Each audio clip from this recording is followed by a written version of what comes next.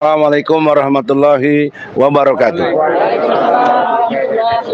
Menurut ilmu hukum, dalam konteks hukum perdata, hukum tertinggi, saya garis bawahi, hukum tertinggi dalam perdata adalah azasnya kesepakatan.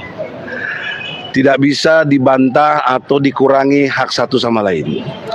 Tadi kita menyaksikan hak hukum kita diabaikan. Dia berpihak kepada tergugat. Kita sebagai penggugat tidak menyetujui karena situasinya sudah berbeda tentang perma. Lagi pula perma itu kalau lihat kondisional objektifnya lahir karena ada situasi COVID-19. Memang tidak memungkinkan orang untuk adanya pertemuan, harus ada social distancing. Tapi problemnya adalah sekarang ini bukan lagi virus COVID, tapi virus kekuasaan, virus ketakutan, tauhidnya lembek, takut kepada selain Allah, musyrik, penakut. Oleh karena itu, ini penyakit bangsa yang berat. Karena lebih takut kepada selain Allah, maka munculnya adalah ketidakadilan. Oleh karena itu, dalam kesempatan ini, saya tadi sudah konsultasi dengan prinsipal yang tidak setuju untuk dengan ekor. Karena apa? Bukan kita tidak ngerti teknologi, karena itu tidak ada proses jawab-menjawabnya itu dengan berdebat seperti tadi itu. Nanti dia bisa aja masukin apa-apa yang semuanya kita nggak tahu, yang nggak bisa kita bantah. Nah, tahu-taunya di kesimpulan kita dikalahkan. Itu kan problem yang kami nggak mau gitu loh. Sekarang logika dibalik. Apa keberatannya kalau dengan manual? Apa keberatannya? Nggak ada virus COVID, ketemu bisa bebas, berdiskusi bisa berdebat bebas. Lalu apa alasannya? Yang kedua, tadi saya tantang juga. Oke lah, nggak usah sidang lagi, selesaikan. Tunjukkan ijazah aslinya Jokowi. Nggak bisa juga ditunjukkan. Tapi dia yakinkan ada apa? Nah, kalau ada mungkin bikin palsu. Karena presiden mampu melakukan hal yang begitu. Ya.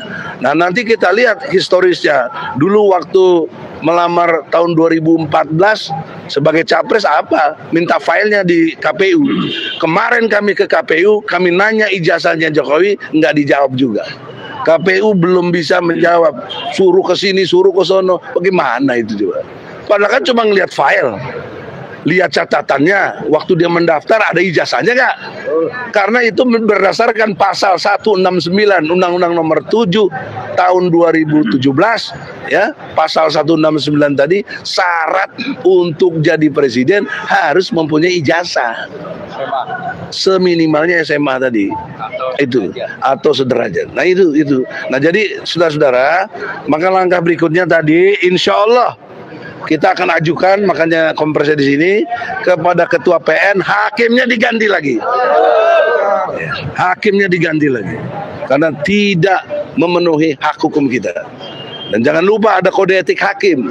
Antara lain, harus disiplin, harus profesional, harus benar, harus adil, harus transparan. Itu kode etik hakim yang diatur dalam komisi yudisial.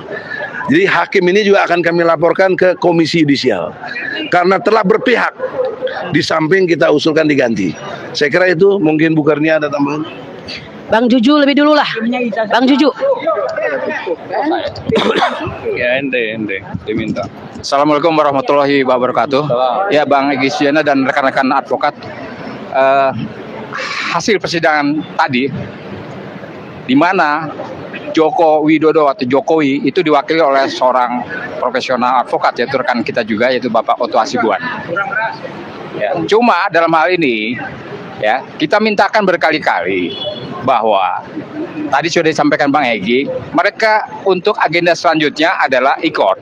Ya, e-court itu dalam hukum acara perdata kita ya tahun 81 itu tidak ada diatur. Tidak ada, yang mengatur adalah kemarin karena persoalan COVID, ya kan? Yaitu perma. Oleh karena itu kami menolak di mana majelis hakim memaksakan gitu ya secara sepihak begitu, itu kan tidak bisa begitu seperti itu. Hukum acara juga tidak memperbolehkan hakim memaksakan seperti itu ya.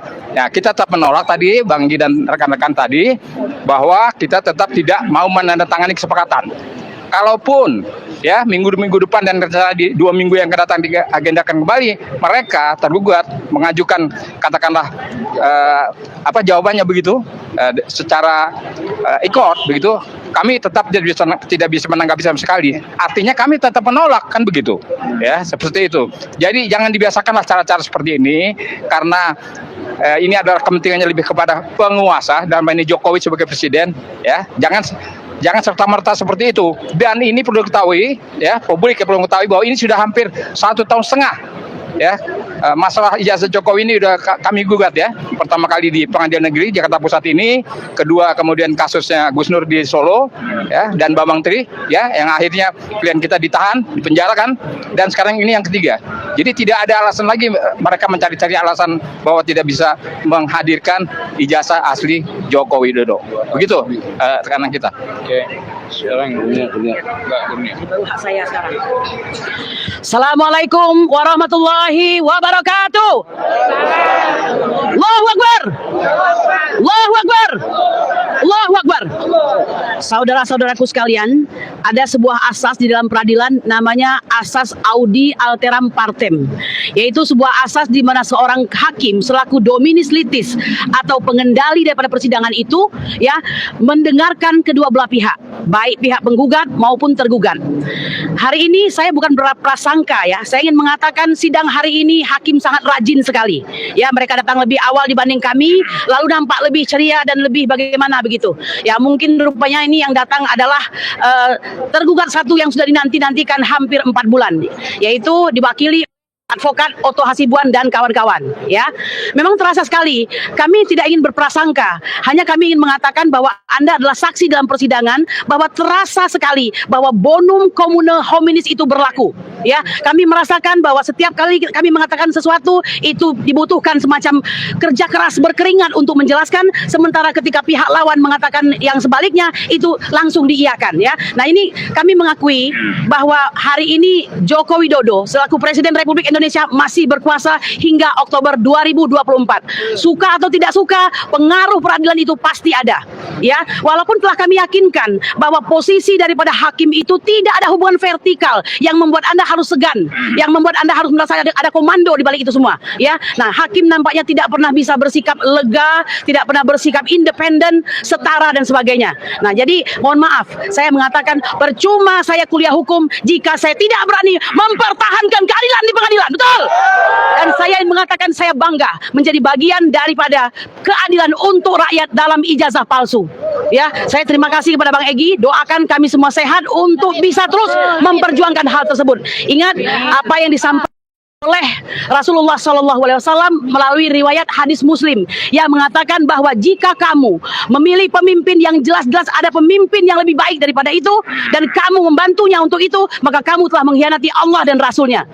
Biasakan untuk senantiasa memasukkan ayat-ayat suci dalam ayat-ayat konstitusi, di mana pemerintahan ini selalu berusaha memisahkan agama dengan politik ya, atau dengan hukumnya. Saya kira demikian saja, ikuti terus, pantau terus, karena Anda mengetahui semakin hari gelombang semakin besar ya, pekerjaan kami semakin berat ya, tapi kami membuktikan bahwa hari ini kami orang yang dibawa oleh Joko Widodo, yaitu Otto Hasibuan. Saya menghormati beliau karena beliau adalah pemimpin kami di Pradi. Sayang sekali baru hari ini kita bertemu. Harusnya lebih lama yang kemarin. Ya, saya kira begitu saja. Jangan lupa tetap semangat, ikuti ya. Pasang mata, selalu pasang mata. Terima kasih. Kita serahkan oleh kepada Bang Rizal. Monggo. No party, no Rizal. Ya, assalamualaikum warahmatullahi wabarakatuh. Allahu Akbar. Allahu Akbar. Allahu Akbar. Prinsipal sangat setuju dengan perjuangan kuasa hukum. Tidak ada satupun yang tidak kita setujui, kita sepakati. Gitu. Ini perjuangan yang nyata di bidang hukum, tapi juga memperjuangkan aspirasi rakyat. Ini pengadilan itu dibuka untuk umum. Artinya supaya orang tahu apa yang terjadi dalam proses peradilan ini. Begitu. Kalau sekarang dipaksakan dengan ekor, berarti ada penyembunyian.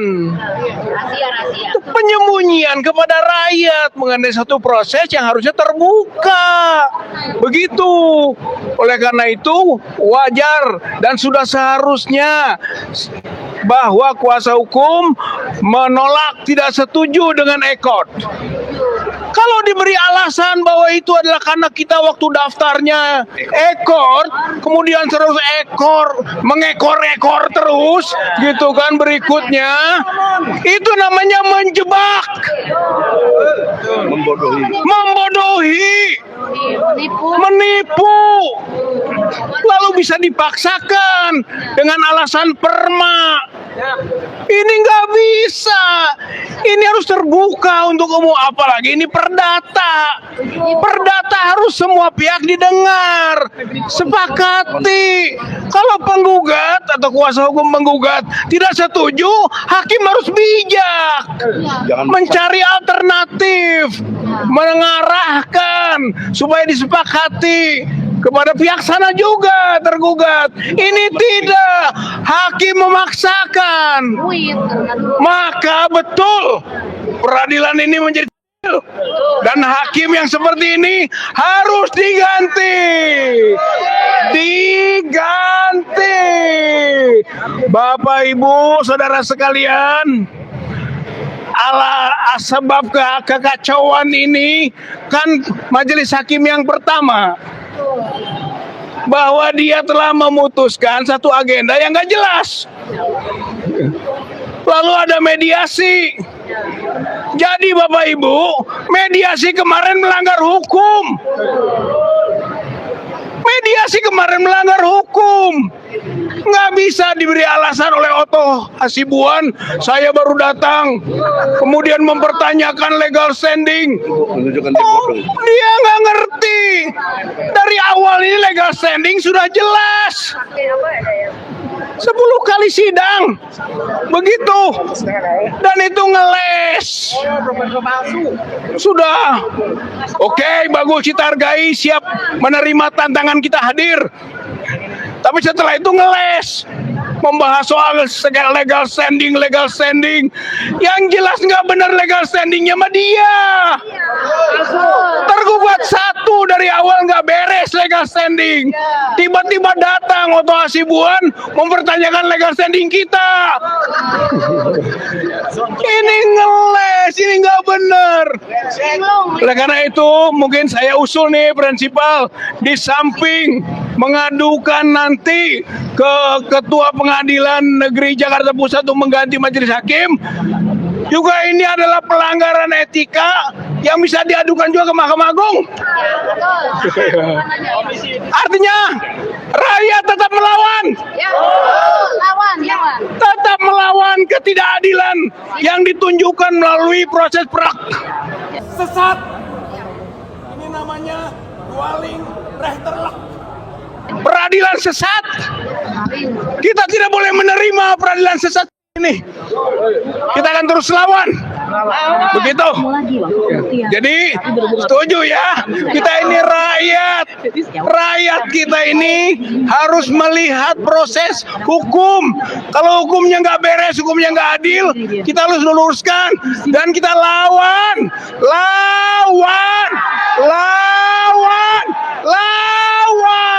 Ganti hakim. Ganti hakim. Allahu Akbar. Allahu Akbar. Allahu Akbar.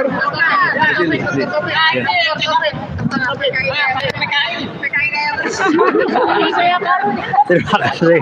Assalamualaikum warahmatullahi wabarakatuh. Udah pada paham. Saya cuma ingin nyampaikan kesimpulan akhir bahwa memang hakim ini berusaha mengelak untuk tidak berjalan proses pengadilan sampai ijazah palsu dibahas dalam proses pengadilan. Sudah selesai 4 bulan, masih membahas itu lagi. Tujuannya apa? Supaya proses pengadilan nggak jalan. Nah, sekarang ketemu jalan. ketemu jalan sibuk lagi legal tanding, ngeles lagi dengan e-court. Jadi kesimpulannya sederhana, hakim berusaha bersembunyi, tidak terlibat agar proses ini tidak berjalan. Ini pembelajaran buat kita karena peristiwa seperti ini baru terjadi di rezim ini. Kita tanya kenapa? Kembali jawabannya pada tahu kan, inilah permainan PKI gaya baru di belakang. Kalau mau tahu PKI gaya baru main, lah ini. Jadi jangan nanya, mana PKI-nya, mana PKI-nya. Ini dia. Ya ini, tak lewat tangan-tangan pemaparan hakim, dibikin hakim menjadi ngeles. Baru pagi ini, saya hadir di sidang, melihat muka ketua hakim pengadilan cerah. Biasanya suntuk ngeles ini, sekarang cerah, rupanya dapat alasan untuk ngeles lebih jauh supaya tidak memproses dengan e-court. Jadi logika saya bukan orang hukum, saya pakai logika dari manajemen. Apa logikanya? Logikanya setiap putusan itu harus ada dasarnya. Tapi jangan menggunakan justifikasi untuk membenarkan sesuatu yang nggak benar. Ini yang dipakai hakim. Karena itu ada nggak benar. Ada perma itu nggak, perma bukan salah, tapi itu keluar kenapa? Jadi permanya mengatakan judul peraturan Mahkamah nomor 1. Keluarnya tahun 2000. Mencabutnya 2019, keluarnya 2022. Nah, coba keluar. Jadi Karena COVID, tapi nggak diakui. Nggak diakuin. Jadi apa? Ini hukumnya begini ya. Peristiwa yang sama dilihat oleh 2 atau lebih orang, orang bisa melihatnya berbeda. Apa yang bikin berbeda? Niat nawa itu keyakinan dia, kejujuran. Kalau dia niatnya mau nipu orang, dikasih makna berbeda. Ini sama. Jadi sidang dengan e-court itu dilihat dikasih makna untuk memberi manfaat, mereka bisa nggak jujur. Kemarin kenapa nggak ngomong itu? Jadi saya pakai logika manajemen aja, gampang lihatnya ini. Jadi saya cuma liatin muka majelis hakim hari ini rada cerah, bisik-bisik. Kemarin berani ngomong nggak? Nggak ada. Mereka mulai nanya, gimana prinsipal? Oh Pak Egy, saya bilang setuju kok kita putusannya. Jadi kembali coba lihat sasarannya. Jangan ngikutin dialog mereka untuk ngeles. Lihatlah hasil dari dialog, lihatlah hasil dari apa yang mereka inginkan, yaitu sidang ini tidak pernah digelar, itu aja. Kenapa tidak pernah digelar? Nggak ada atau tidak bisa membuktikan ijazah palsu. Kok caranya begini? Cara PKI gaya baru bersembunyi di bawah permukaan, pakai tangan orang, pakai memapari pikiran. Pertanyaan, apakah majelis hakim PKI? Bukan, tapi dia dipapari. Paling tidak atasannya yang memerintahkan. Kalau besok kita minta dia diganti lagi, yang akan mengganti udah pernah ngeles semua tuh. Jangan godong. Karena dia tahu ini akan repot buat mereka. Ini pembelajaran buat kita. Kalau Anda mau tahu PKI kayak baru begini mainnya. Jangan nanya mana PKI. Nggak ada. Jangan pakai ukuran zaman dulu. Ya mereka mapari pakai tangan orang yang bukan PKI. Tapi tujuan mereka satu, ngacak-ngacak, bikin masyarakat kacau, umat Islam dipecah belah, TNI diperlemah kalau perlu dihancurkan. Ini yang kejadian. Pakai buat pembelajaran. Kalau ada yang lihat video ini nggak sepakat, ketemu saya kita ngomong. Saya siap. Terima kasih. Wassalamualaikum warahmatullahi wabarakatuh.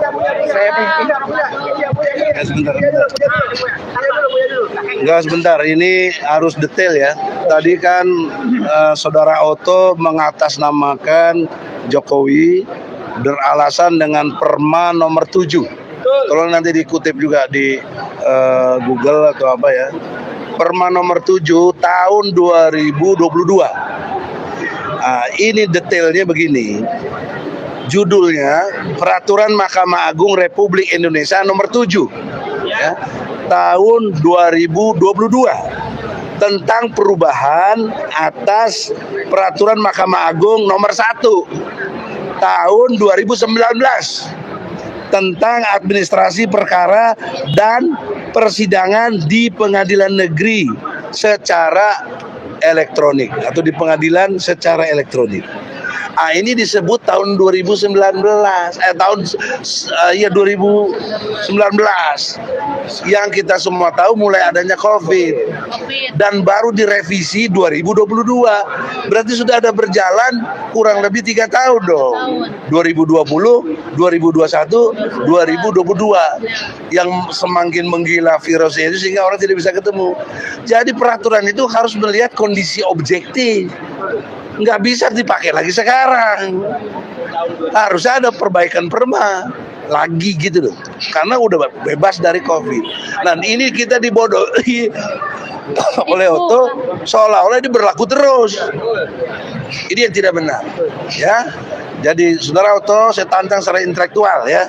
Anda mengutip Perma nomor 7 tahun 2022, tetapi Anda tidak melihat backgroundnya, latar belakangnya yang menjadi dasar untuk hukum itu lahir. Hukum itu lahir misalnya 1945. Kita punya Undang-Undang Dasar 45. Situasinya suasana merdeka. Maka semua berkait dengan bagaimana kita betul-betul bangsa yang merdeka. Nah, ini lahir Perma tahun 2022. Mengacu kepada situasi 2019 tentang COVID. Kan harusnya direvisi lagi sekarang. Karena dijadikan untuk alat kebohongan cara-cara PKI gaya baru tadi. Nah, jadi tolong diingat ya. Jadi mereka lah yang sangat memudahkan atau membuat tipu daya lagi. Nah, saya teringat ini surat Al-An'am, ya, Al-Quran ini, surat Al-An'am, ayatnya 123 tentang akabiru mujrimin. Artinya ada di satu negeri pembesar-pembesar yang jahat. Presiden itu pembesar bukan? Jahat nggak dia? Ini faktanya salah satu. Nah, antek-antek penjahatnya ini diazab juga oleh Allah. Kalau lihat nanti surat Al-Baqarah 165, 166, 167. Itu dasarnya. Ada Qur'annya, ada hadisnya. Sekarang lebih jauh secara agama bagaimana Fikri Bareno? Ya, siap.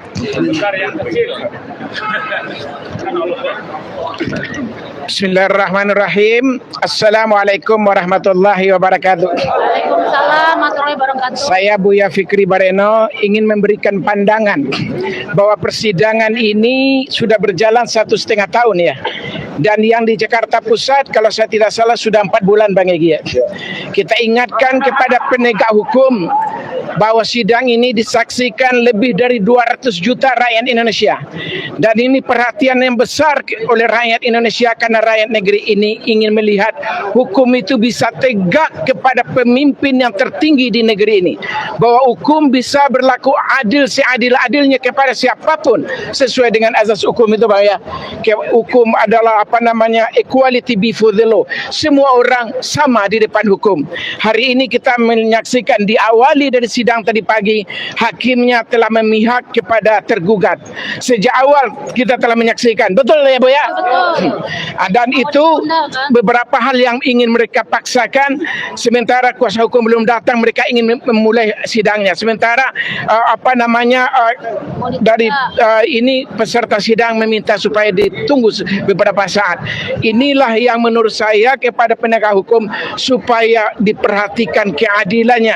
Anda adalah penegak hukum, berdiri seadil-adilnya. Sebagaimana konstitusi negara ini kan pesan keadilan, begitu juga di Pancasila 2 kali disebutkan persatuan Indonesia, keadilan sosial bagi seluruh rakyat Indonesia, adil seluruh rakyat Indonesia, kemanusiaan yang adil dan beradab. Kalau Anda manusia harus berlaku adil, apalagi Anda sebagai seorang hakim, lebih-lebih kalau Al-Quran telah memerintahkan kepada para hakim, pada penegak hukum bahwa innallaha ya'muru bil adli wal ihsan.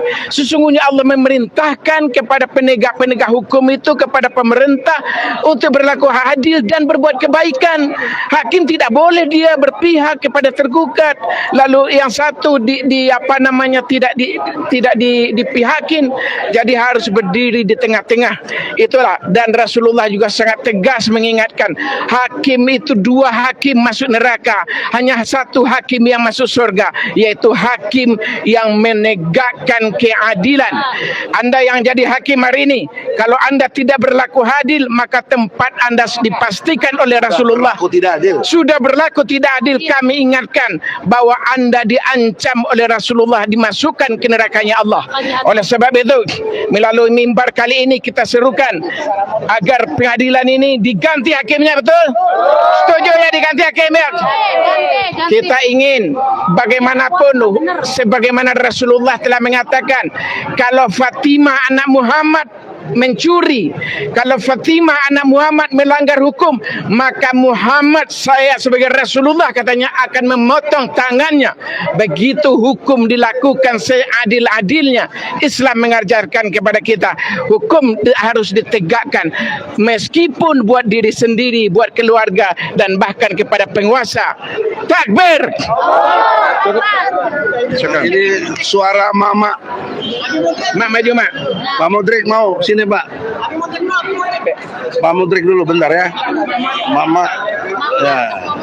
Sini Pak Mudrik. Ini wakil dari apa namanya Solo. Solo kita. Aduh. Ini pegang dulu. Ya silakan.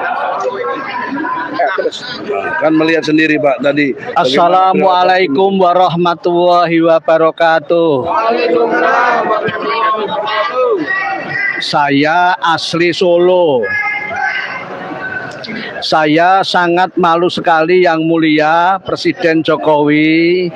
Kenapa sidang sampai bertele-tele seperti ini? Dari mulai Jakarta, kembali ke Solo, kembali ke Jakarta lagi. Yang Mulia Jokowi, tolong please bawa ijazah aslinya. Itu aja. Selesai, biar tidak bertele-tele, biar saya sebagai orang Solo tidak malu. Demikian, billahi taufik wal hidayah. Wassalamualaikum warahmatullahi wabarakatuh. Oke. Ayo Indra. Mama ditunggu. Assalamualaikum warahmatullahi wabarakatuh. Bicara dari kacamata rakyat. Dari awal kita mau sidang, ini adalah budaya rakyat Indonesia yang super sabar. Bagaimana sabarnya kita melewati 11 sidang.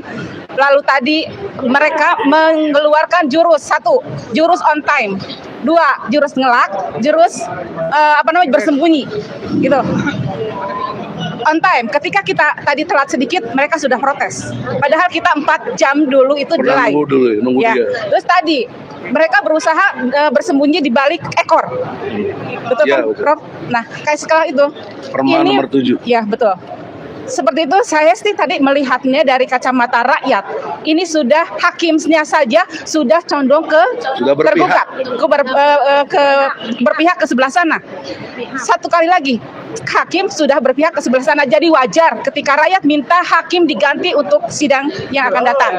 Yang kedua, saya melihat dari awal sampai akhir, Bapak Otto Hasibuan, Anda sudah kalah telak. Iya. Dari gestur Anda, dari cara bicara Anda, dari Ilmu. face Anda, dan dari keilmuan Anda sudah kalah telak menghadapi rakyat saat ini. Jadi next, ketika Anda sidang datang, kami tetap saya apresiasi penuh dan terima kasih banyak kepada semua advokat yang terus konsisten dan istiqomah memperjuangkan keadilan untuk rakyat. Bangga kepada Prof. Egi dan teman-teman semuanya, advokat lainnya, dan kita harus tetap fight untuk membela ini. Bahwa benar, kalau seperti itu, jalan yang diambil seperti itu, bahwa memang mungkin, dan bukan mungkin ya, tapi memperjuangkan agar ijazah Bapak Jokowi tidak ter-up ke publik. Itu saja dari kami, dan untuk semuanya Mama, untuk rakyat Indonesia, kita akan hadir lebih banyak di sidang yang akan datang, walaupun katanya ekor. Betul, Pak. Ya, Itu saja. ada lagi? Siapa yang mau ini bicara? Assalamualaikum warahmatullahi wabarakatuh. Jadi saudara-saudara, sekarang kita sedang perjuangkan untuk ganti hakim. bantu doa semoga Allah izinkan. Nah, pertanyaan seriusnya, kalau hakim tidak diganti, dugaan saya mereka jalan terus dan memutus kita dikalahkan. Itu satu pikiran yang harus kita mengerti, tapi Allah mencatat bahwa itulah kezoliman yang luar biasa, melanggar ajas kesepakatan dalam undang-undang, dalam pengertian hukum perdata. Nah, sekarang kita punya nilai, mohonlah kepada Allah, penjolim-jolim ini semua dicabut